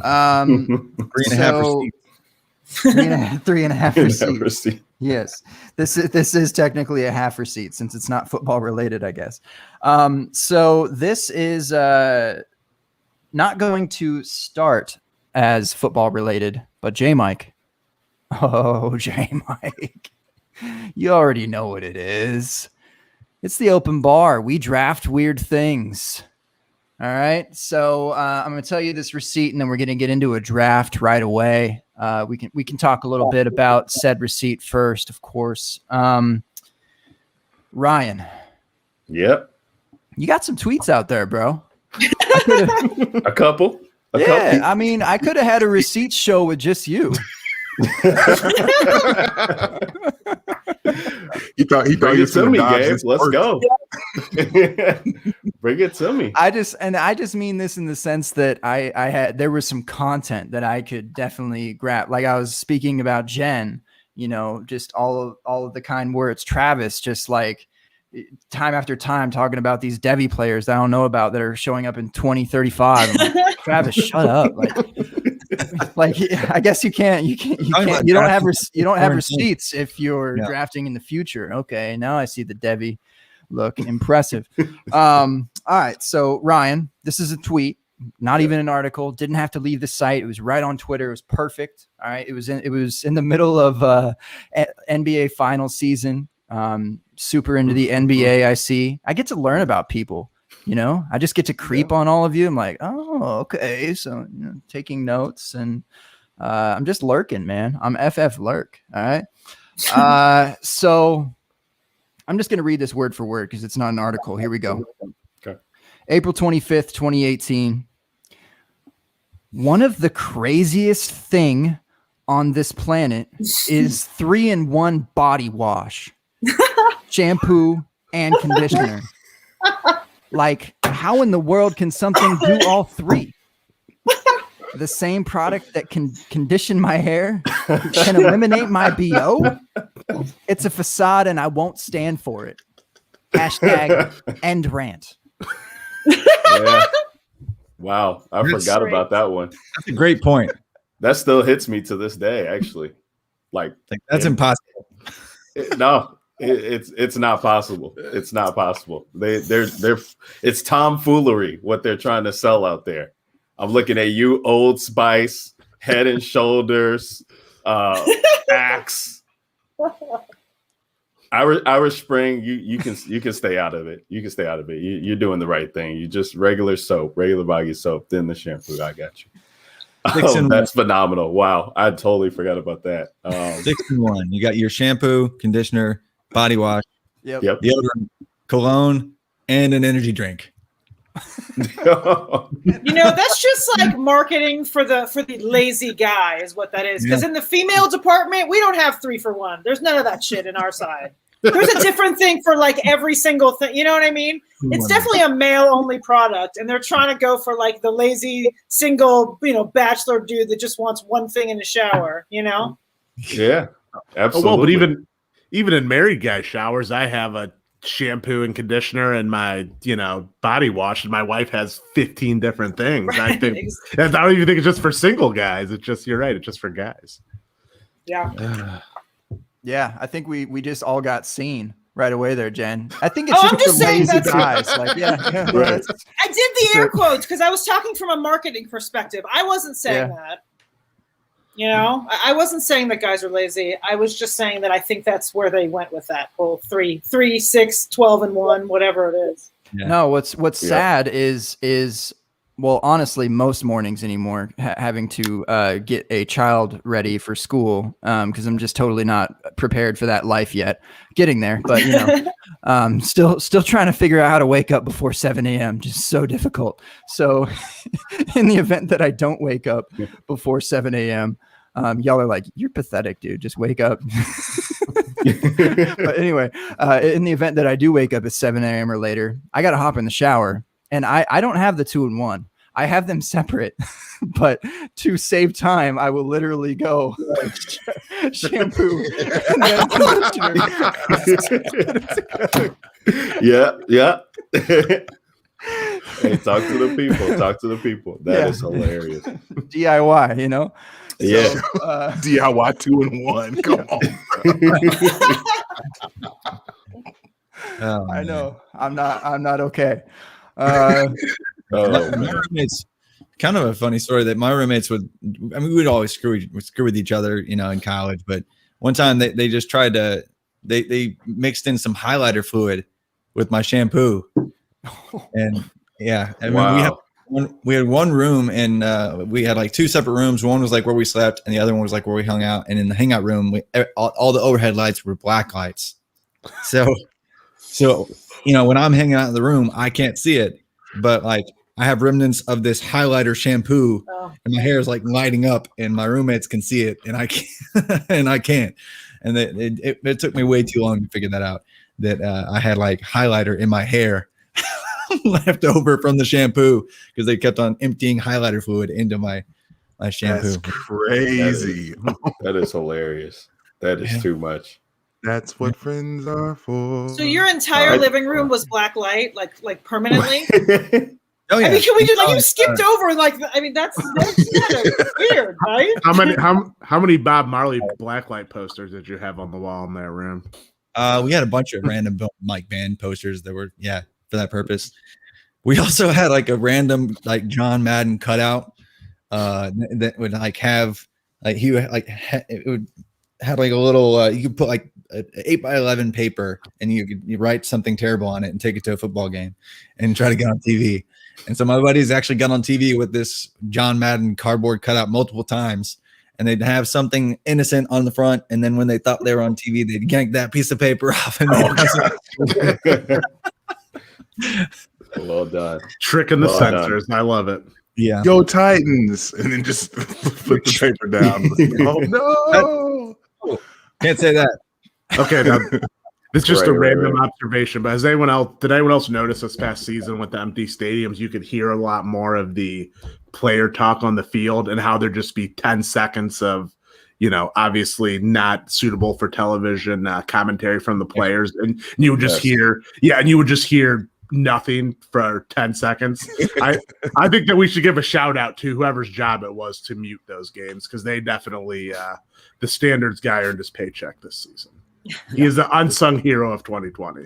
Silence, protecting families, keeping. They need to stick with that format. I love being able to hear what the players are saying. Yes. They need to release the Honey Badger Tom Brady audio that needs to be automatically released. I don't want to have to wait for NFL Films to do their Tom Brady documentary, you know, in 10 years when he retires, to finally learn what he said, or they do like the 30 for 30 with Jordan, and he'll be sitting down there and he'll actually say it then. Like, I want to hear that now. They used to have those NFL Films, and that was great, man, to hear the sideline stuff there. And like all this mic'd up technology we have now, like we need to keep that in there. Oh, too easy. It'd be too easy. Yeah. We'd lose half the league, bro. That is true. Communicated from life. Like, just you can't even be around society anymore with what y'all said. Like, y'all got to go. Yeah, that's true. Yeah, that'd be bad. bad lip reading did it. That I think they got the on Tom and Honey Badger. I don't even remember what it said, but it was that was a pretty good one. It was nonsense. Oh, absolute nonsense. Yeah. All right, Gabe. We've reached the end of the road. I feel like this has been a successful evening, and I think Receipts was a hit. Nobody was too deeply embarrassed. We had a lot of fun. We laughed. The chat seemed to enjoy it. I don't know what else we could have asked of this evening. This was a real hit. Just the draft to round us out here, J. Mike. Convert that. Well, do we have to put some love on Jay Fields? Is that what we're? Yeah, the best quarterback in this chat right now. Yeah, real Jay. Question. The real one. Got to show the lefties love. Okay. Yeah, I think. I mean, anyone that's listening probably has no idea what we're talking about. But my maiden name Not is at all. Yeah, my maiden name was Fields, so I'm Jay Fields. You know, I was at least for 30-something years, and yeah. So there's a little background. Jen, you can't give away the pre-show I'm sorry. stuff because that's on our Patreon page. I am so sorry. We I was give away unaware. that content for free. Well, I'll match your Patreon. I'll match you there in your costs. John's like the late '90s WCW there, giving away all the best matches on Nitro. Jeez. Right. Gabe's pissed the Wizard of Oz got revealed. Sorry, I did not mean to open the curtain. The little guy behind the curtain has been revealed. Such is life. Yeah. What you doing with all these levers back here, man? Like, what is this? What kind of freak show is this, man? So Gabe, what is the draft? Oh, also, I'm gonna throw this out there right now and let this be a receipt for the future. I really don't think, Debbie receipts. I don't think that the gap between Trevor Lawrence and Justin Fields is as big as the masses say that it is. I think it's really close. Amen to that. I'm just gonna throw that out there. Right there with you. Analytically speaking, nope. Greed. That's a whole podcast in and of itself. I didn't want to start a whole podcast. You did it. But you did it. You blame things on me. You did that. This time, no, you know what? Don't give me no gun, man. Don't give me no gun, man. Okay. But yeah, I truly think that Justin Fields, we can look up and he's going to be step for step with Trevor Lawrence. Come as he has been. I mean, he outplayed him in the playoff this year. Let's be honest, and I know it's not. I know it's not Lawrence versus Fields. I get it. I'm just saying. I feel like people are really like we talk. The fantasy community. We talk very highly of Trevor Lawrence, and we talk about how he's the best thing since sliced bread, since Andrew Luck, since Peyton Manning. And that's fine. And I'm not, and a lot of smart people say it, and a lot of people who are super successful at what they do. I'm not putting hate on anybody's work whatsoever. I'm just saying I think Justin Fields is with him right there. But I'll leave it there. And again, we can look up in a year from now. And Gabe will be pulling this audio and he's going to spin it backwards and do all sorts of crazy stuff with it, those crazy graphics with it. You'll get with Pete over Zet and y'all just do some wild stuff with the highlight video nonsense. But I'm just, that's where I'm at. So all the love in the world for Jay Field. That's all I got. Do you feel that? I don't want to hijack the pod so we can do the draft, but I just want to ask the one question. You feel that way, J Mike, regardless where he lands? Like if he lands with the Jets, you riding with that sentiment? I mean, it scares me. I'm not gonna sit here and act like, oh, he can just overcome any and everything. But I think as a prospect, like I just think that he's outstanding. Like I think that a lot is made of his perceived deficiencies, and I think that they're wildly overstated. And I'm not gonna sit here and act like I've dug into the film for whatever is that worth, right? I like to watch the film and I like to listen to a lot of smart people talk about this, and the analytics and all that good stuff. I'm just what I'm saying is I'm not gonna be surprised if when Justin Fields is ripping to shreds everybody, because I don't think people are near as critical of Lawrence's deficiencies as they are of Fields' perceived deficiencies that happen in the echo chamber. And it's kind of frustrating to listen to, but again, I need to stop. This isn't my time. This ain't about me. That's my Jay Fields take. Jen, you're the 101. You're the real Jay Fields. 101. 102 is Justin Fields. So there's that. J Mike, you probably heard. You know I'm a Fields fan as well. Yes, sir. Like, I mean, ever since they were 16 years old, it's been 1A and 1B back and forth. Like they were even in recruiting, they were like passing each other up back and forth. Like they're basically the two best quarterback prospects according to the 24/7 Sports composite ranking rating system ever, and they're in the same class. And they both dominated. They both had, like, any way you slice it up, their like efficiency metrics, like their adjusted yards per attempt. Like even if you control for things that are schematic, like play action percentage, both of them like 95th, 98th percentile efficient across the board. Top seasons of all time and top quarterback prospects of all time. And then you factor in that they're both mobile quarterbacks as well. man, like, and Fields might even, he probably has more upside in that regard. So for me, it's 1A and 1B, Grand Canyon, and then everybody else. So, yeah, I endorse the tweet. I endorse the tweet.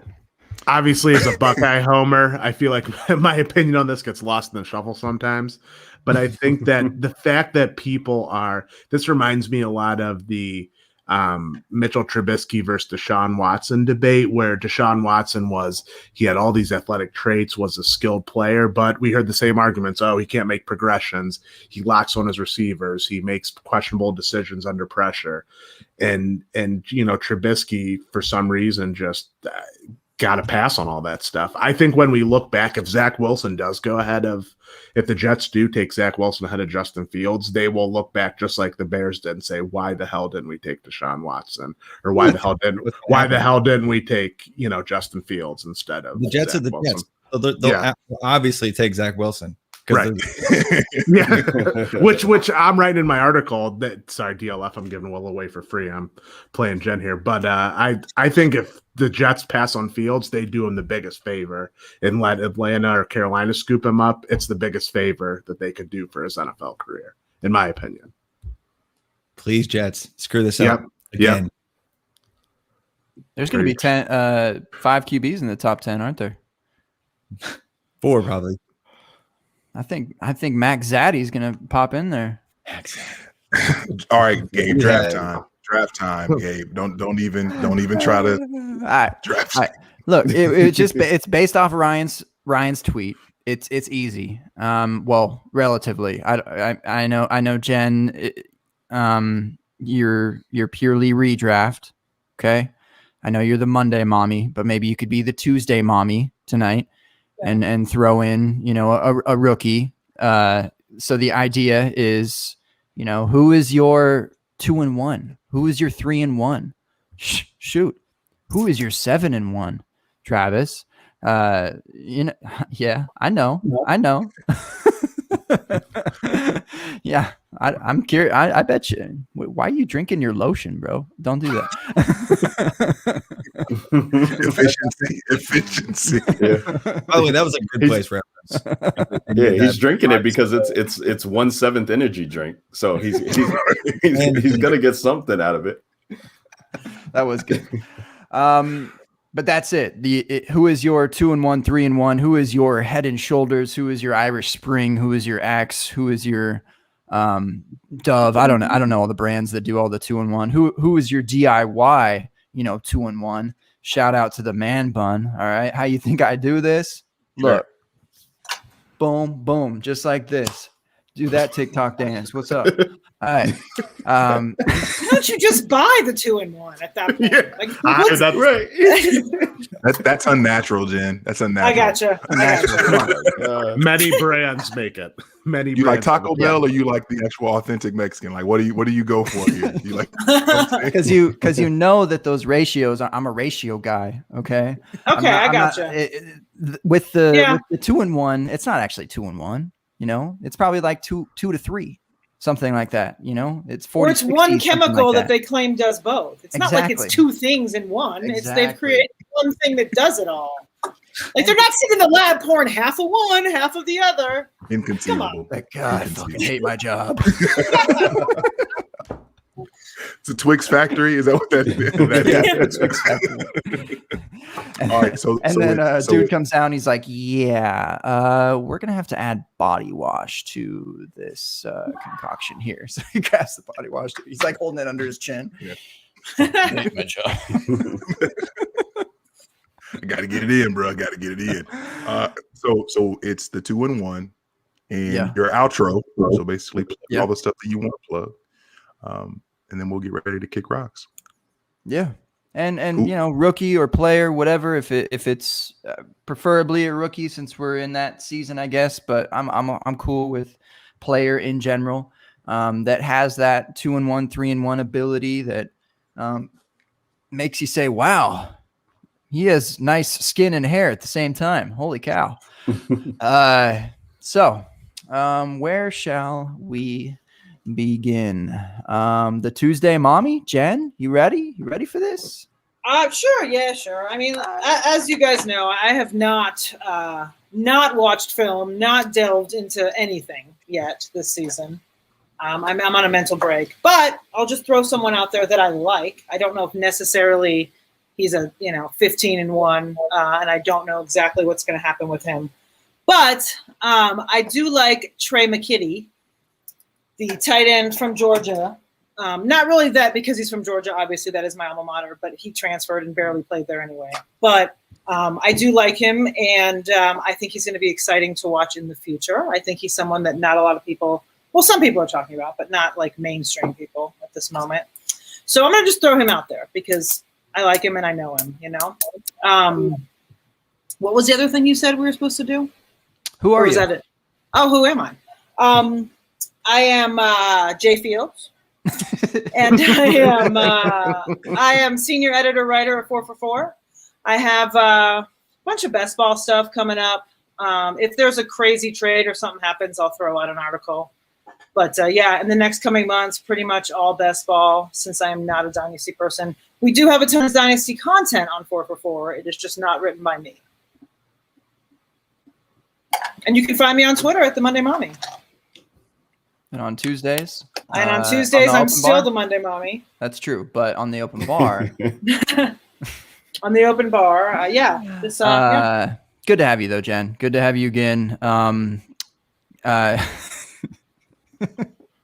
Camel toe draft.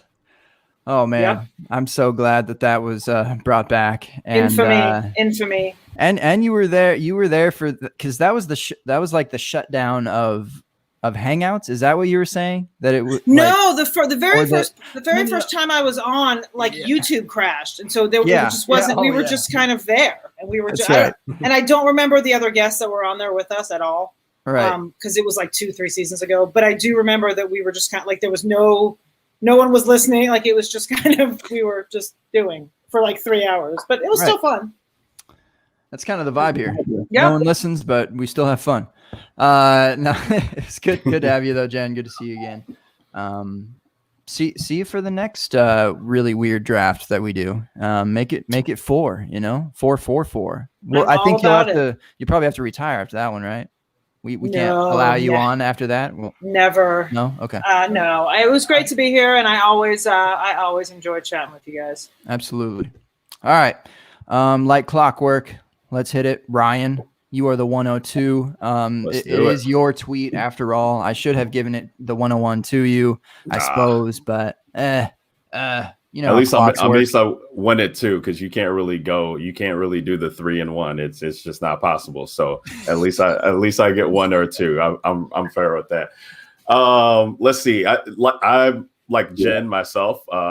This is kind of a little break time for me as I'm getting into best balls more this year. So I have not watched rookies yet, and I know I saw Kevin in our chat here from TFA, and he's been trying to get me to watch these rookies for weeks now, and I still am pushing that off. But one guy I do like is the Wallace kid from Oklahoma State.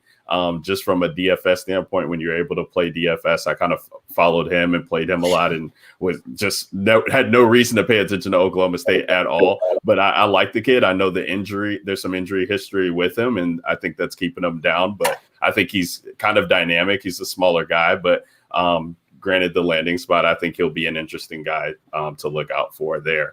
Rondell Moore, I love him, and he's getting popular now. I've seen a lot of talk about him that kind of depresses me because I know people were down on him. So I was looking to take advantage in rookie drafts. But the guy in redraft for me would be Jalen Hurts at quarterback. He's going like in the 9th round right now in best balls, and people are just low on him. I'm hoping Philly doesn't take a quarterback. I want him to succeed. Swiss Army knife at the position. I think he's electric. I think they made the right decision on taking him. And I know it's a new regime, so you never know what they're going to do there in Philly with the new guys. But I think they should see what Hurts can do for them. And you need a more mobile quarterback to win, unless they're the stellar arm passer in the pocket that like an Aaron Rodgers, who's going to take you to the promised land without really being mobile. So Jalen Hurts would be my guy there for redraft. All right. Damn. You hit us with like the 3-1. Yeah, I snuck You it in. I sure guess did. I You did. really did. Damn it. Yeah. Well, see, it was the 2-1 Receipts. because it was rookie and redraft. It was Okay. still the 2-1. All right. I guess Never three. never 3. Never 3. All right. So Alan Wallace with the shampoo, and then Ron Elmore with the conditioner, and then like Right. just came with a body wash. Body wash. Exactly. Jalen Hurts. That was separate. That was separate. I haven't done that. I've had enough time in the morning to at least separate those. That's that, Lazy males. Yeah. That's that Drano. I That's that don't know if I Drano with believe the you, different Gabe. sides. Like they're separated. What that was. He's If we got mix like these, it gets crazy. he's got the pump bottles that has them like specifically separated out, but they're all the same bottle, just different pumps. And he's like, I can't hit the third pump. It's like a different color. And like whatever I do, I can do 2 pumps, I can do 1 pump, but I cannot do 3 pumps. No. That's good. The 3 Oh, pump jump. outro. Awesome. I guess outro. Ryan, you can find me on Twitter at RyanAlexander_W. I do some podcast hosting myself. It's nice to be in the back seat and not driving this. I appreciate you guys, Gabe and J Mike, because you guys know it. It's not always easy running the ship. So to be able to sit back and relax at the bar, instead of bartending. It's always nice to have somebody else, get the drinks for you. So much appreciated there. But you can find me hosting there for the Fantasy Authority, do a lot of DFS stuff, the DGen Nation pod. Please give us a follow. Follow the YouTube channel, the Fantasy Authority. We're doing some great stuff over there with the Dynasty guys, our DFS guys, and redraft. So 3-1 over there with fantasy. That's always good. So you got to appreciate that. But yeah, we're looking forward to a big year this year in 2021, and I appreciate you guys getting me into this bar.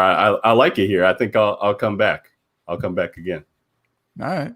I'll look at your tweets and decide that. So, see if we got for sure. No, Ryan, it was good to meet you. Here and been following, just kind of looking at things on the Twitter, but it's good to have you in person and kick it. So thank you, brother. Absolutely. Cheers. Yeah. Travis, my Zaxby's brother.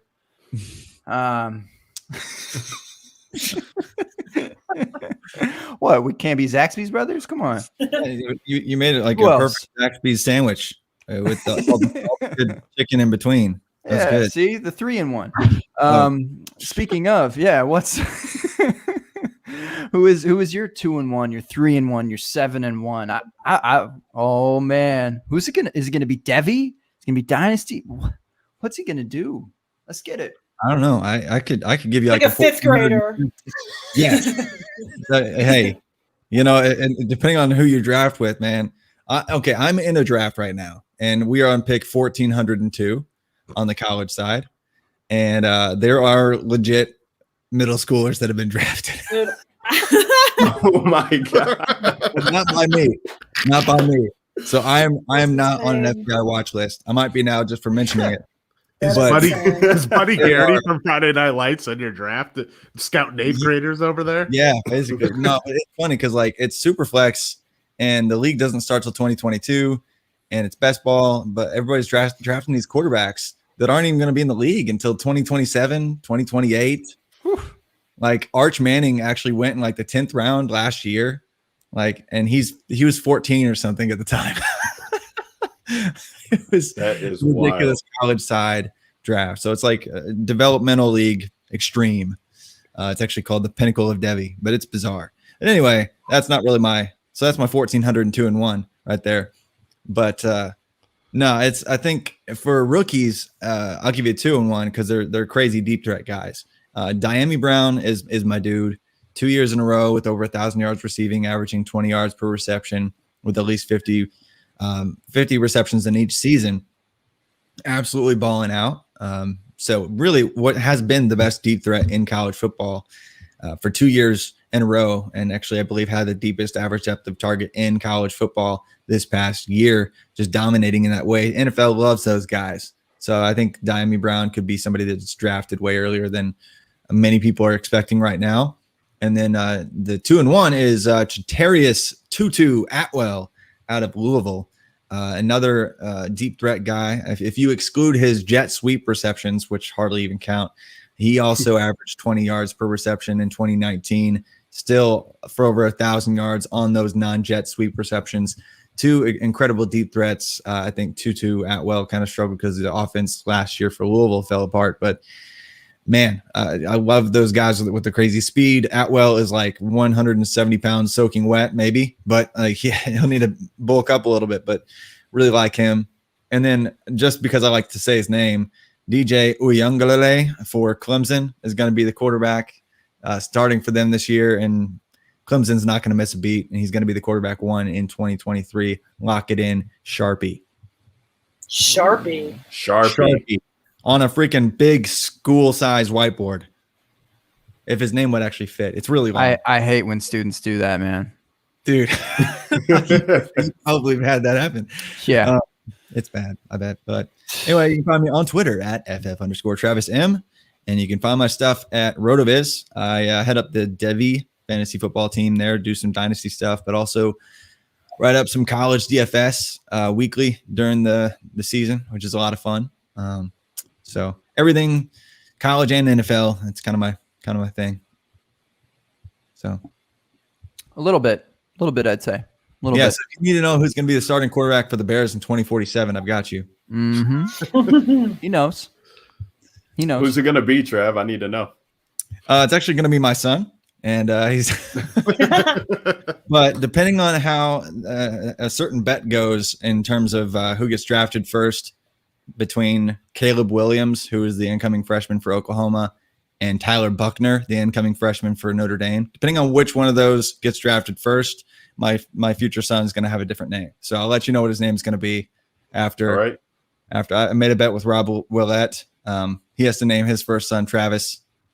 And I think I have to name my first son Caleb after the quarterback Caleb Williams. Holy shit. Yeah, depending on Caleb May. Yeah, I like the I'll sound be of looking out. Yeah. Wow. Yeah. I'm actually going to put it into my iCal right now. Caleb May. 2047. 2047. You know, I know we're done, but 2v1. I just have a quick little thing just because of that. I just want to let you guys know something funny that I lost a bet with my husband, and my son's middle name is Namath because he's a Jets fan. So that actually happened. Middle name though, not first name. He wasn't going to do that, but the first name is Batman, right? No. So his middle name is Namath, which is pretty funny. Nice. Anyway, Travis, sorry. Travis, does your wife know about this? Josh, it was so good to have you. All right. 1 second, Josh. I have to thank Travis. Thank you, man. Good to see you again. Good to have you. And you came on short notice. Both you, really a lot of y'all came on short notice within kind of the last week or so, and that's always appreciated. A small shout out for y'all to do that, because lives, and we're already pushing that 2-hour mark, J Mike. But it was you. This will go down as you. All right, Josh. What do you got, man? What's your 2-1? And what's your 3-1, man? What you rubbing the scalp with? What you rubbing the pits putting with? The hands together. Yeah. First, I just want to say to Gabe and J Mike, thanks so much for having me. I loved being here. Travis, Jen, Ryan, pleasure to talk with you as well. I'm definitely gonna tweet and like look around the corner now for Gabe pulling those receipts. But as far as my player that I really like, obviously, I'm gonna stay on brand here. I really think he's got dual threat upside at the running back position is Trey Sermon. If he can recover from that injury, what he showed at the back half of the season, I don't think Ohio State gets to the national title game without Trey Sermon kind of taking his game to that next level. And I think that can translate into the NFL if he gets the right landing spot. Also, I think that, let's be honest, this once he got hurt on, I believe, the first play of the game, that national title game, that Ohio State's hopes of keeping scoring with Alabama were done. So really love Trey Sermon. I think given the right spot, he could be one of those players that you can get in the mid to late second round of rookie drafts at this point, that, at the end of the season, we're saying, boy, someone got a value with him. So really, really love Trey Sermon. You can find me doing a little bit of writing for DL. I'm doing some writing for Dynasty League football.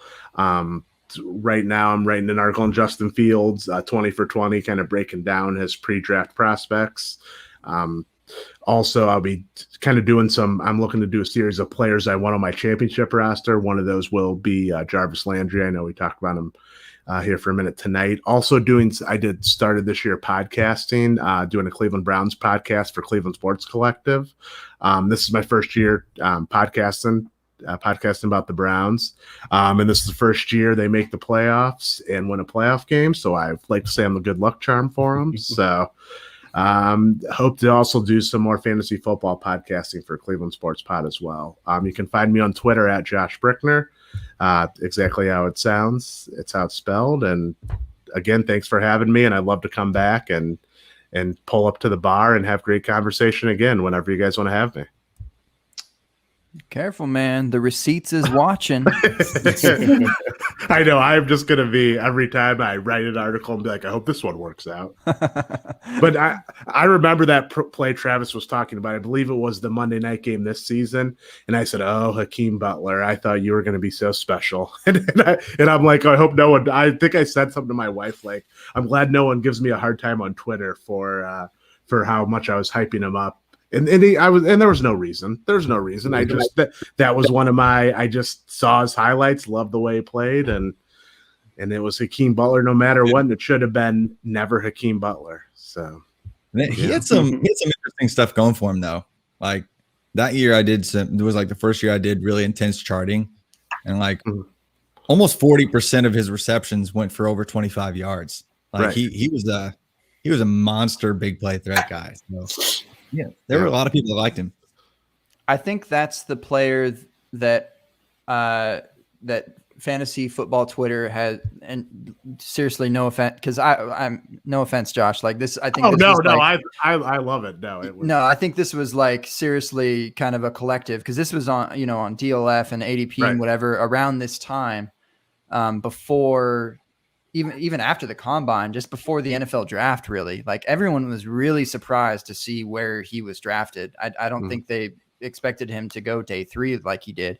Right. And I remember that there were like 5 wide receivers that they were shifting between, and Butler was at that 101 for several people. So, I mean, just in the first round in general. Right. And because, and then it just kind of kept falling and falling. Obviously the day 3 thing did not help. So I think everyone was with it. And just I think that's the most wrong I've seen fantasy football Twitter about a player, like correlated to a like rookie draft to an NFL draft. I couldn't believe how far apart that was. That was bizarre. Yeah. So, better luck next time, Josh, but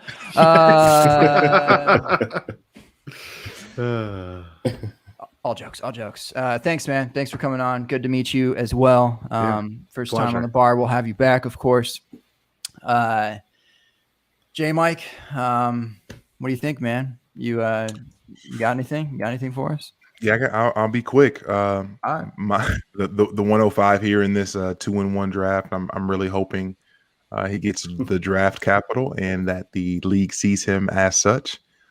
Running back Kenneth Gainwell, please get that draft capital. I like Gainwell. I like his ability to be a weapon in the passing and the rushing game. Anywho, to our guests, grateful to have you all.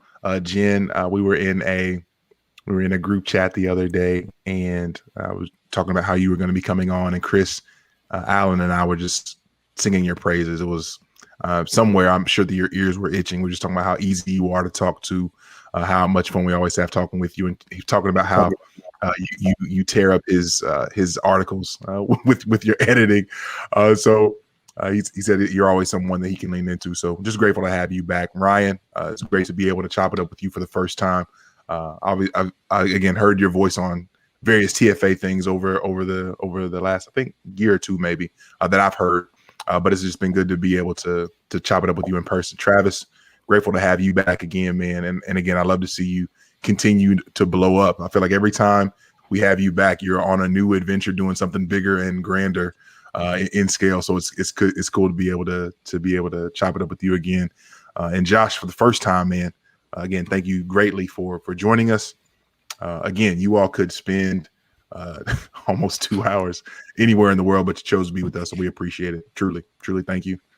To all of everybody in the chat, DG's back for one night and one night only while in quarantine. Good to see you, man. Kevin Steele's in the building. We had all sorts of fun names up in this mug. Peter Howard comes in late talking about, all right, let's get the show started. No, that's not how this is going, Peter. We are shutting it down. But good to see everybody in the chat. And if you're listening to this in podcast form, we appreciate you. Thank you so much for the fun. Thank you so much for checking us out, whether you're in the car, at the gym, in quarantine, whatever the case is. Again, we appreciate you checking us out. You can find us on Stitcher, Spotify, Apple Podcasts, Google Play, all the places, all the podcast spots. You can find me on Twitter at JMikeCheck, at JMICCheck. You can find the show's handle at the Open Bar Pod. You can find my main man, host with the most, Bun G, Genius the MC, Genius $, aka FF2-in-1, aka FF Sir Lurks a Lot, aka FF Who Hurt You, aka FF 2035, aka FF KD the God, aka FF Can I Have It? Can I Have It? Aka FF Receipts, aka FF Big Brother, aka FF Camel Toe, aka FF Crochet, last but not least, FF Half Squat. At FF Man Bun on Twitter. Gabe, take us home. Half Squat. I've been waiting for the right one to change my name permanently.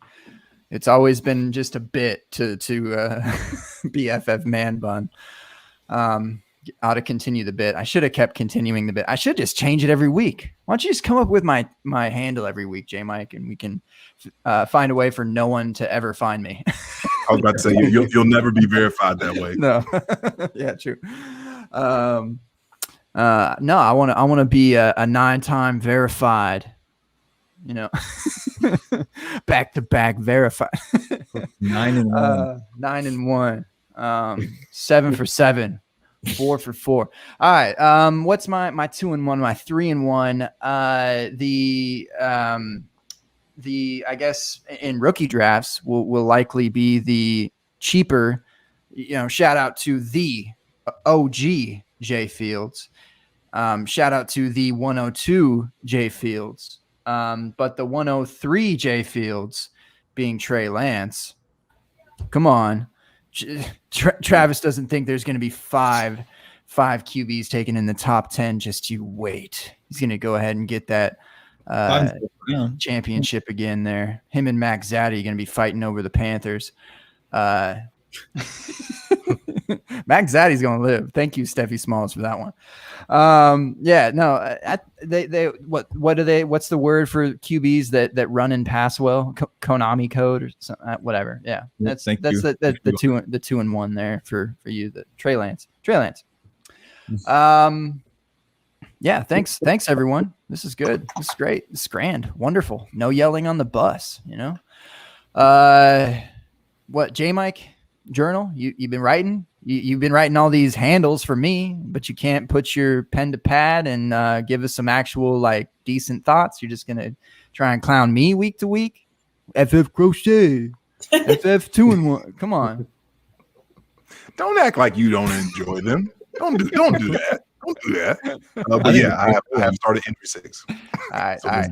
Episode 6 on the way. J Mike's journal, always a good listen.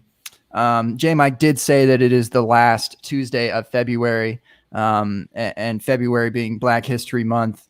Shout out to J Mike for running that thread on Twitter. Go and find Yes. that. And in fact, we have Josh and Ryan both in that thread.